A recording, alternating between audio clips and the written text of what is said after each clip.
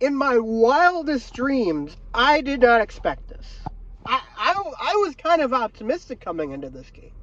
As a Packers fan, as someone with a Packer bias, I came into this football game thinking, they have a chance at an upset. If they don't do it, that's okay. We made the playoffs. That's a fantastic start for this team, for this new era, for Jordan Love under center, first year starting. And they came out, and the Packers played some of the best football I've ever seen them play in the playoffs. I mean, at least since the playoff run against when they won the Super Bowl in that divisional game against Atlanta.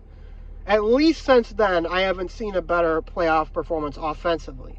At least since then. I mean, just tremendous. I mean, they were flawless. I mean, the only two times they punted were like, there was once in the first half, and then once when Sean Clifford was in at quarterback. And for the record, I don't agree with pulling the starters that early, because the Cowboys got right back into it like that. They were down big, but it's still the number one offense in the NFL. They're gonna score quick on backups. But I mean, the offense in this game, Jordan Love in this game, Aaron Jones in this game, Romeo Doubs in this game, just one of the best offensive performances. I mean, you don't even have to include the playoffs. Like, just anything. Like, I don't. At least since 2014, right? Like, when the Packers had those back-to-back 50-point games against the Bears and the Eagles. At least since then. But just wow. Like, how nobody expected this. And now they're going on to the divisional round. They have a playoff win under their belt. Jordan Love won his first playoff game as a starter. Put up a near-perfect passer rating. Would have been perfect if Tucker Kraft could have caught that pass at the end. But, I mean, man. I don't even know what to say. It was just so awesome. Like, I have some criticism for the defense towards the end there, but they started the game fantastic. I mean, they got an interception on Dallas' second drive. They forced some stops. They got off the field when they needed to. I mean, I feel like the pressure wasn't always there, but the coverage was just so good it didn't even matter. Like, they really put on a clinic in pass coverage in this game, the Packers did. Like, I'm actually surprised at that.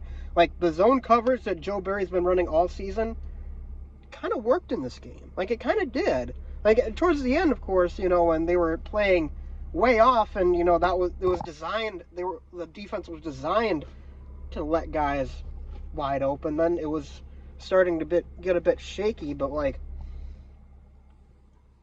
I don't know. I mean, the defense, you start having conversations about Joe Barry. You start having conversations about him. And I'm not saying they should bring him back.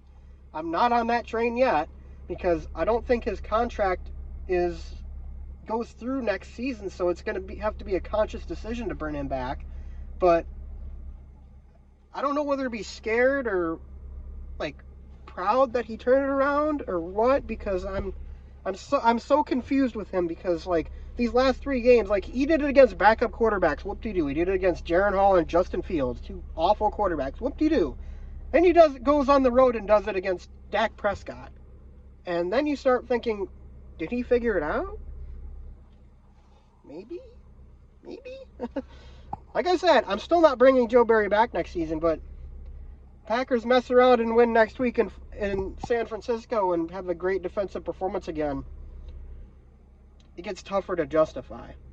It gets tougher to justify not bringing him back.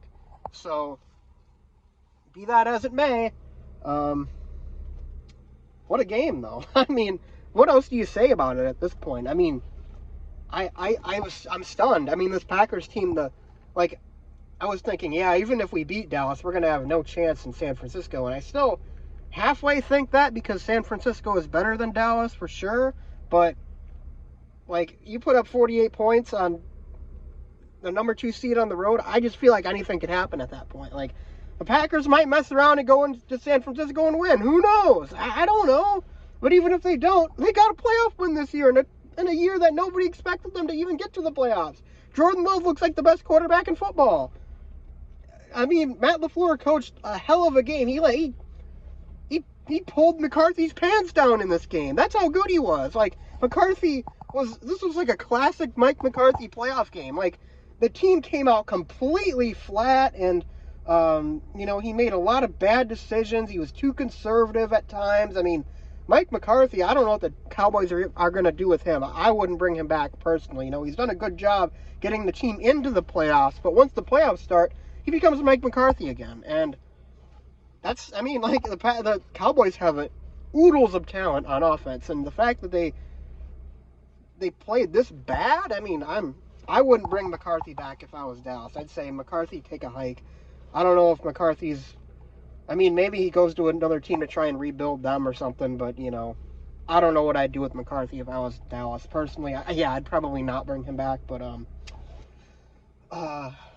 Matt LaFleur, once again, like to apologize for my earlier takes in my, reactions videos about LaFleur potentially getting rid of him, because, the dude is, he makes some dumb decisions sometimes, but the guy has a lethal offense, he calls. Like, it is beautiful, and part of that is having Jordan Love and Aaron Jones, but another part of that is just knowing how to use your best players. Like, and he knows how to use his best players. Like, I feel like the difference between McCarthy utilizing Aaron Jones in the early stages of Aaron Jones' career versus now, like, Matt LaFleur had a little bit of the same problem with not using Jones, and then he kind of realized, oh, this guy is elite. He's an elite running back. And then they put him in, and they run him 20 times a game and get him the ball as many times as they can, and good things happen. Like, this offense looks tremendous. It's like night and day coaching. Like, Matt LaFleur is coaching guys to... the way he coaches, he runs the offense is to scheme guys open, and McCarthy's offense was always like, win your one-on-one route or something, and I feel like that it was just destined to, they needed Aaron Rodgers to prime Aaron Rodgers to make that offense really good, and, not saying those offenses weren't amazing in Rodgers' prime, but still, like, Matt LaFleur, you give him that talent, the Packers probably win a Super Bowl, but another Super Bowl anyways. But, at the end of the day, what a game. What a run this team has had. 2 elimination games at the end of the season. Then you have to go on the road to play Dallas. And to be fair, the Packers have owned Dallas on the road their entire... they're not scared of going to play there. I think they're 6-0 in Jerry World since it opened, including a Super Bowl win. So, what a win. What a team this is. I'm so excited, even if they lose next week. I'm so excited for where this team goes. Just winning this game. This is my Super Bowl this year, man. Like, I didn't expect to beat Dallas, but just winning here, it's amazing. It's so amazing. And Jordan Love next year, for sure, going to be having some some MVP discussions before the season starts. Absolutely. He's going to be on that short list because he is awesome. And he's got a chance to be even better than either of the 2 guys before him. Yeah, I said that. Either of the 2 guys before him. I think Jordan Love has a chance to be better because so far he's been better in his first year than either of them were in their first year. So, we'll see where it goes from here. But, man, I guess I'll see you guys next week. I wasn't expecting to say that, but go Pack, go, baby. Go Pack, go. Anyways, guys, thanks for watching, and as always, go Pack, go, and I'll see you guys next time.